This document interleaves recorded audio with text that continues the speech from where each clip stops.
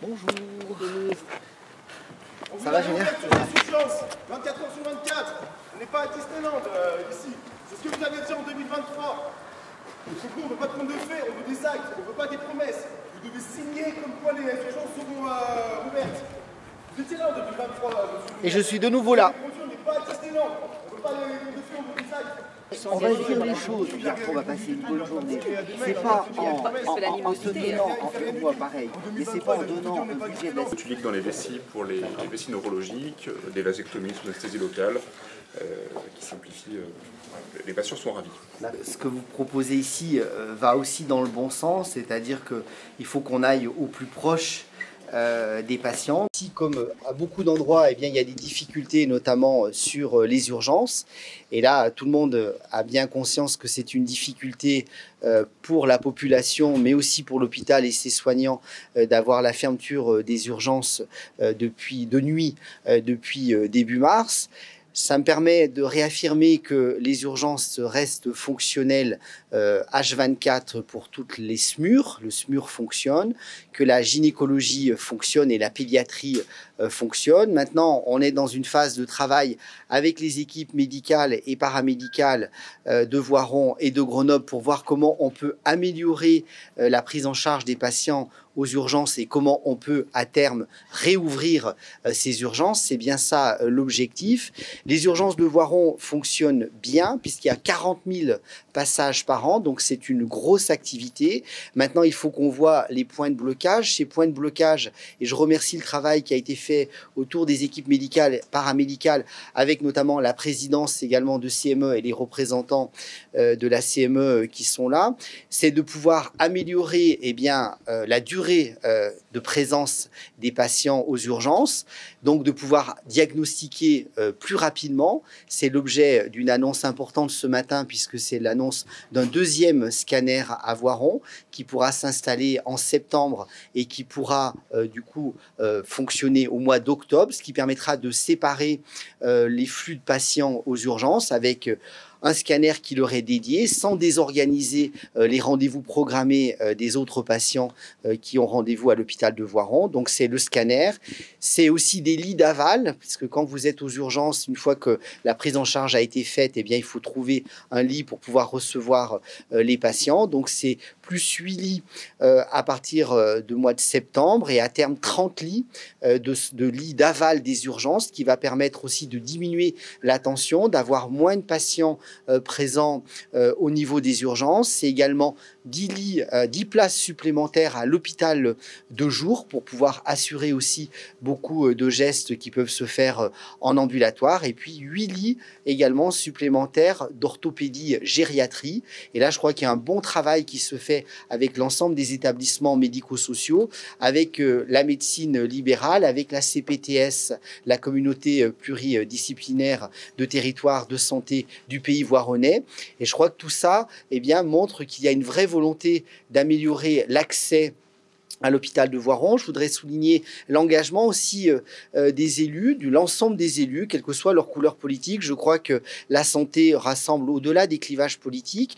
Et je peux ainsi citer monsieur le maire de Voiron, monsieur le président du pays voironnais, qui contribue à l'aspect financier, puisque les collectivités locales apportent 150 000 € de moyens aussi apportés par rapport au plan global de 1,4 million d'euros qui est annoncé ce matin. Et puis c'est un travail aussi qui se fait avec le département, la région et puis les collègues parlementaires qui sont là, madame la députée, monsieur le sénateur. Au-delà de nos clivages politiques, on est tous mobilisés pour pouvoir faire en sorte que ces urgences de Voiron puissent augmenter leur plage d'amplitude avant l'été. C'est la volonté des équipes médicales et paramédicales. Et puis à partir de l'automne, il y aura aussi au mois de mai 6 internes supplémentaires. Il y aura aussi une dizaine de postes de docteurs juniors qu'on commence à voir arriver sur nos territoires pour permettre, je l'espère, à l'automne, une reprise d'activité pleine et entière des urgences de Voiron, mais en ayant pu aussi se réorganiser avec ce deuxième scanner, avec ces 10 lits et à terme 30 lits de soins post-urgence et puis ces places de lits ambulatoires qui vont permettre de garantir un accueil dans de bonnes conditions et majeures. Et toutes ces mesures-là sont des mesures fortes d'attractivité, naturellement, pour le personnel médical et paramédical. Personne n'a envie d'aller travailler dans un hôpital qui est en permanence en tension. Donc le message aujourd'hui, il est important. C'est un message aussi, et la presse va pouvoir aussi nous aider à relayer. C'est un hôpital qui a été inauguré, livré en 2021, en plein Covid. Nous sommes maintenant 4 ans après son ouverture. C'était le moment de faire le bilan de son activité, d'apporter des moyens supplémentaires en termes de personnel, de lits, d'équipements lourds. Un scanner, c'est un équipement lourd, pour améliorer la prise en charge des patients, mais aussi pour améliorer la qualité de vie au travail des patients. Vous le savez que je l'ai dit souvent et je le redis ici, je veux être le ministre de la Santé qui prend soin de la santé des Français. C'est une priorité du quotidien pour les Français de pouvoir trouver un médecin généraliste, de pouvoir trouver des urgences ouvertes. Mais c'est aussi important pour moi de prendre soin de nos soignants. C'est la richesse, c'est la principale richesse de notre système de santé. Si on veut que nos soignants tiennent le coup, comme ils l'ont fait encore pendant l'épisode de grippe, et je les remercie encore ici, comme dans toutes les urgences et les centres hospitaliers, publics ou privés, qui ont tenu, avec aussi le travail de l'ensemble des libéraux. Si le système a tenu, il faut aussi pouvoir entendre leurs demandes, et c'est aussi le sens de ce travail préparatoire que nous avons eu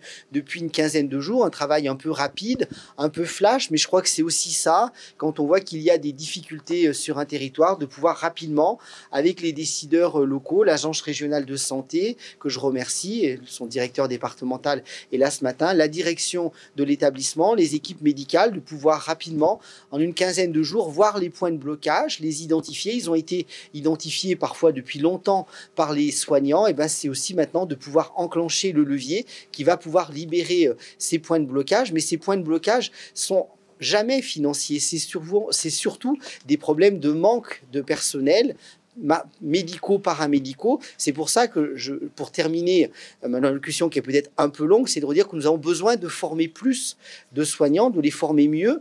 Donc les régions, l'ensemble des régions, et Auvergne-Rhône-Alpes ici comme partout en France, va former plus de professionnels paramédicaux, infirmiers, aides-soignantes, kinés, manipulateurs radio, parce que nous avons besoin de toutes ces professions. Mais c'est aussi un plan plus global au niveau national, de pouvoir supprimer le numérus et de définir les besoins de formation de nos médecins en fonction des demandes du territoire, des besoins du territoire. C'est de récupérer tous nos étudiants qui sont partis à l'étranger, qui n'ont pas pu faire leurs études de santé en France.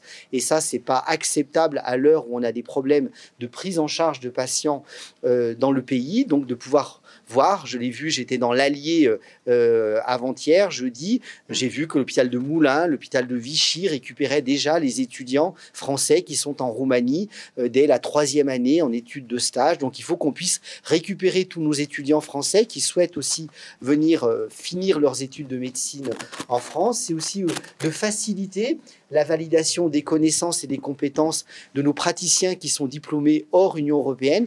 Ici à Voiron, comme beaucoup d'établissements, nous avons ces médecins qui sont diplômés à l'étranger. Parfois, ils sont aussi même indispensables au fonctionnement de nos hôpitaux. Il faut avoir la sincérité et la transparence de le dire. Donc, c'est pour ça que je souhaite changer les modes d'évaluation de leurs compétences, de leurs connaissances, et que tout ça soit fait localement par leur chef de service, par les médecins qui les encadrent, pour éviter justement qu'il y ait des commissions nationales, que ça soit trop compliqué. Et puis, le dernier point, nous y reviendrons, ça sera la 10e année de médecine, les docteurs juniors qui vont pouvoir commencer à s'installer sur les territoires. C'est une 40aine de médecins pour novembre 2026 dans le département de l'Isère. Mais là, dès novembre 2025, ça sera 10 docteurs juniors supplémentaires qui vont permettre de réarmer aussi les urgences et de pouvoir soulager les équipes présentes, que je remercie vraiment pour leur engagement, pour le travail de réorganisation que vous apportez, et que je sois maintenant avec la direction, avec l'équipe soignante, en mesure de pouvoir y répondre favorablement pour vous permettre de retrouver de bonnes conditions de travail dans les urgences et de pouvoir aussi faire face à votre métier qui vous engage et qui nous oblige de pouvoir avoir l'accueil des patients. Donc merci pour tout ce que vous faites. Je sais qu'il y a cette petite phase où on va se réorganiser. On va organiser tout ça à l'automne pour vous permettre de reprendre votre activité, parce que je sais que c'est pas de gaieté de cœur que malheureusement vous ne pouvez pas tenir toutes les lignes de garde.